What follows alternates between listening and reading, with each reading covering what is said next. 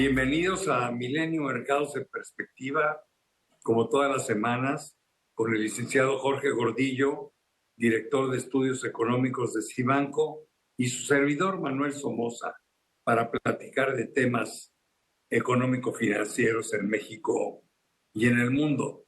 Y como siempre, haría un pequeño recorrido breve de qué es lo que sucedió en los principales mercados bursátiles del mundo. Y les anticipo que fue una muy mala semana. Una muy mala semana por la incertidumbre que representa el conflicto en Medio Oriente.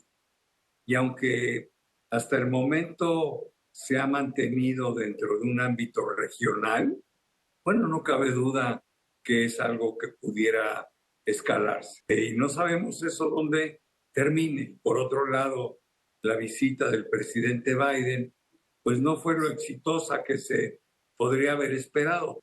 Y sí hubo algunos logros como abrir una vía de ayuda a los refugiados hacia Egipto para que pueda entrar ayuda humanitaria, etcétera, pero pocos fueron los resultados. El tema sigue muy caliente y muy difícil, con una solución muy difícil, y también la posibilidad de que pueda escalarse, pues sigue viva. El Nikkei, que la semana pasada había tenido un extraordinario rendimiento, pues esta lo perdió, se disminuyó su valor en 3.7%. Me llama la atención también que el Shanghai Composite haya perdido el 3.40%, toda vez que salieron datos de China bastante buenos por primera vez en el año, que vamos a comentar después. Les adelanto, el PIB de China creció 4.9% en el tercer trimestre. Para mí eso fue una gran sorpresa. El Eurostock 600 también perdió 3.23%.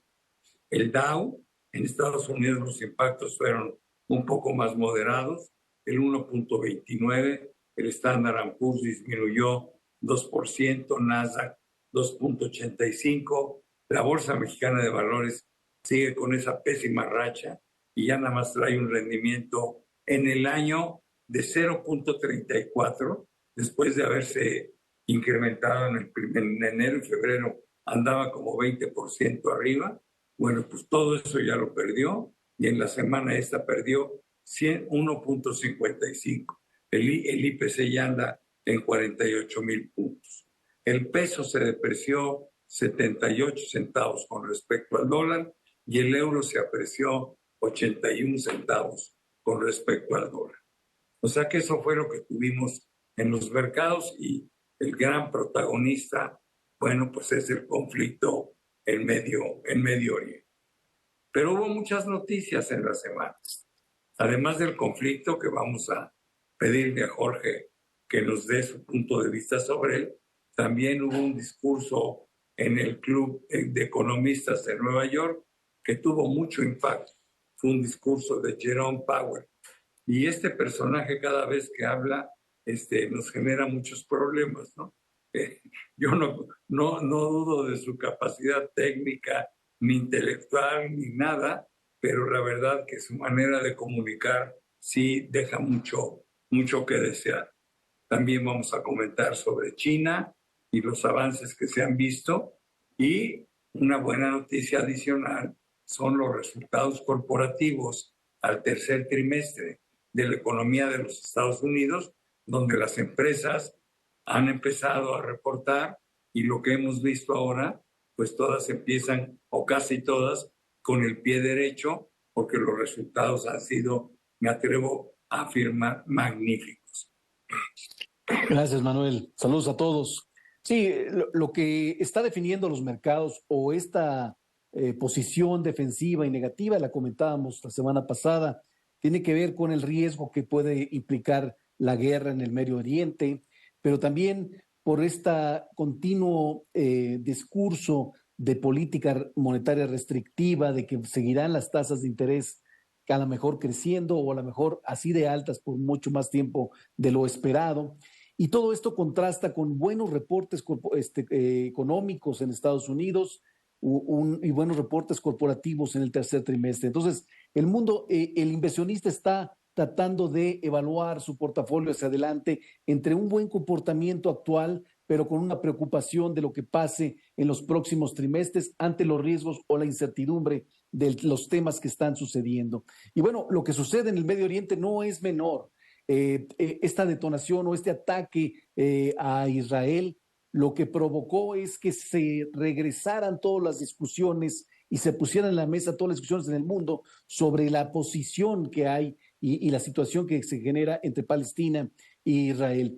Por supuesto, nadie nos gusta escuchar que gente civil, que la gente que no está en la política sufra, que se vea lastimada, pero en el fondo o la preocupación financiera está en los bloques económicos que se siguen formando en el mundo y generando cierta tensión militar que no quisiéramos escuchar. Por eso el mercado se toma defensivo. Normalmente lo que ha pasado, lo que hemos visto en los últimos años es que termina entrando la razón, termina entrando la diplomacia, pero en el Inter pues nos estamos todos buscando posiciones financieras defensivas, la gente sale de posiciones de riesgo, de bolsa, de monedas emergentes y corre al dólar, corre al oro para buscar defenderse lo más posible, ¿no?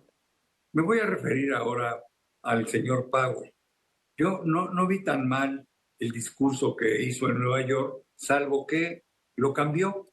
Estábamos muy contentos porque habíamos visto cómo muchos miembros de la Reserva Federal habían cambiado su discurso, habían dejado de ser tan agresivos, ya no estaban pidiendo un incremento adicional de tasa de interés. Es más, decían que creían que ya estábamos en el máximo. Todos concluyen en que sí debe de quedarse en esos niveles durante un largo periodo de tiempo, pero la probabilidad de un alza, la verdad, ya estaba casi cancelada. Y el señor Powell va y abre la puerta, ¿no? Y abre esa posibilidad. Todavía no se nota en los mercados de futuros, pero es una realidad que cambió el discurso. Además, tuvo un efecto muy negativo su discurso porque empujó el rendimiento de los treasuries de 10 años a niveles ya están ahora por arriba del 5%, que era algo que no veíamos en los últimos 17 años. Y la importancia del rendimiento del Treasury es que alrededor de estos es que se fijan muchas operaciones de crédito, incluidas las hipotecas, ¿no? Entonces, no es un tema menor el que suba la tasa, es un tema que lastima a los usuarios de crédito que han tomado o a instituciones que han obligado que sus clientes tomen el Treasury de 10 como referencia para sus tasas de crédito. Sí, lo que pasa es que los integrantes de la Fed en semanas anteriores empezaron a decir que el aumento en las tasas de interés de los bonos de largo plazo a los niveles que se encontraban ya estaban restringiendo por sí sola a la economía y esto provocaría que no necesitaras aumentar las tasas de corto plazo.